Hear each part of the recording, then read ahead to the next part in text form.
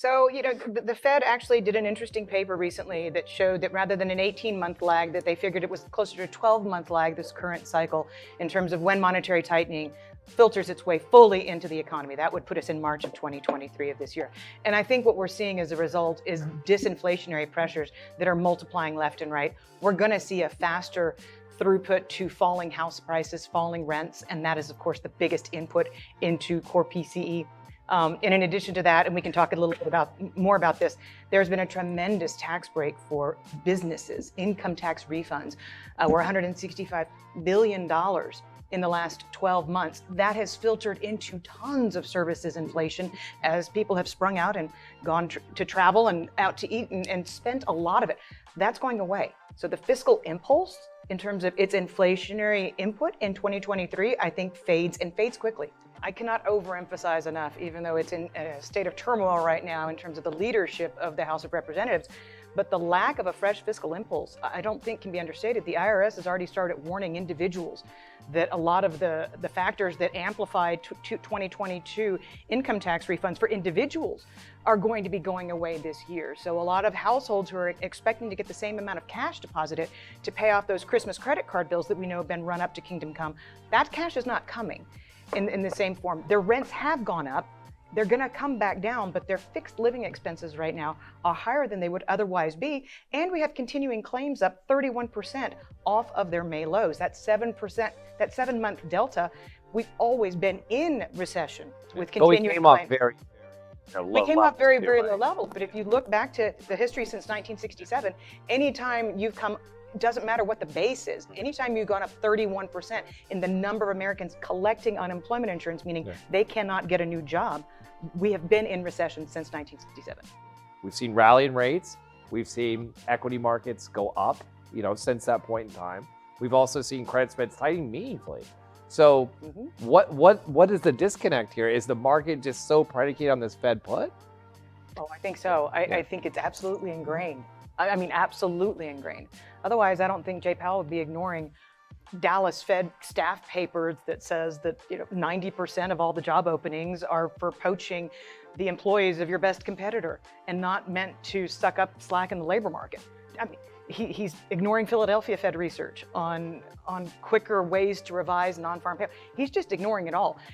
He's not stupid. He's a pragmatist. He's a lawyer. He can see both sides of every argument. So why is he ignoring his own staff's papers? The only thing I'll quibble with is that I think a GOP-led House of Representatives in 2023 is going to want their pound of flesh.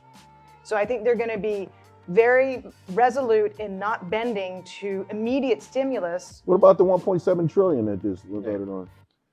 But it's pork. It's Yeah, not that's direct. what I mean. You're directly depositing it in people's accounts. But the representative from Texas was all over it too when he was nominating yesterday, right? I mean, that's what he was focused on. Now, I'm not saying it was the exact thing. But again, to Jeff's point, it's directly depositing cash into people's accounts. That's how you Into politician accounts, at least. Yeah. They're always going to have inflated earnings. But my concern is that in the immediate onset of recession, that the Republicans are not going to be willing to just write checks and directly deposit money into households' accounts. Maybe come 2024, they're like, oh God, there's a presidential election, people are suffering. But I think the pendulum, there's the political divide in this country, I think, can affect the economy because they're so extreme on one end or the other that they're going to say, we've been through the 2 years of hell under Nancy Pelosi, so we're going to take our revenge, despite what the economy's doing. I think that's a very interim risk. It's easier to talk about when you're at the party in power. I'm not saying it's right, wrong, or anything. I'm just saying I think they want their pound of flesh. There's more of the world in recession right now than there was in 08, 09.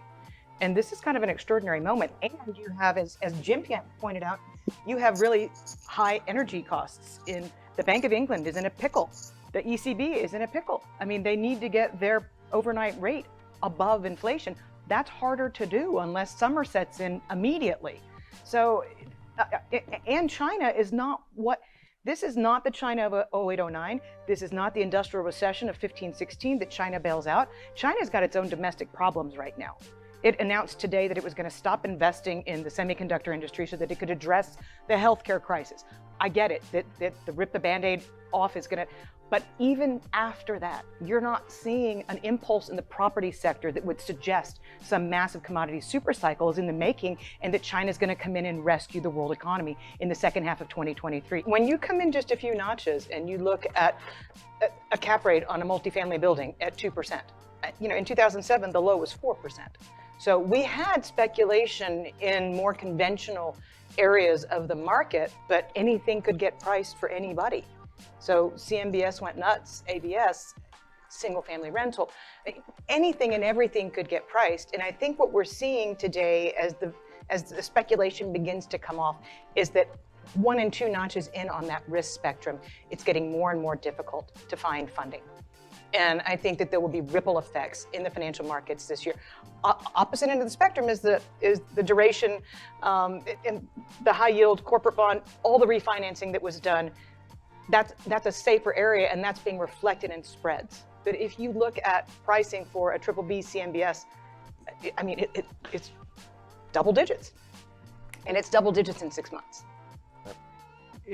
So I would jump in with one last global thought, and that's that the United States is not, the Fed is not the only one engaged in its own form of quantitative tightening. And we forget what 2018 felt like when the world started shrinking its balance sheet. That's going to continue. The one thing Jay Powell will not talk about is that balance sheet. So we could be facing a situation where he wants to keep shrinking it, even if he begins to lower interest rates.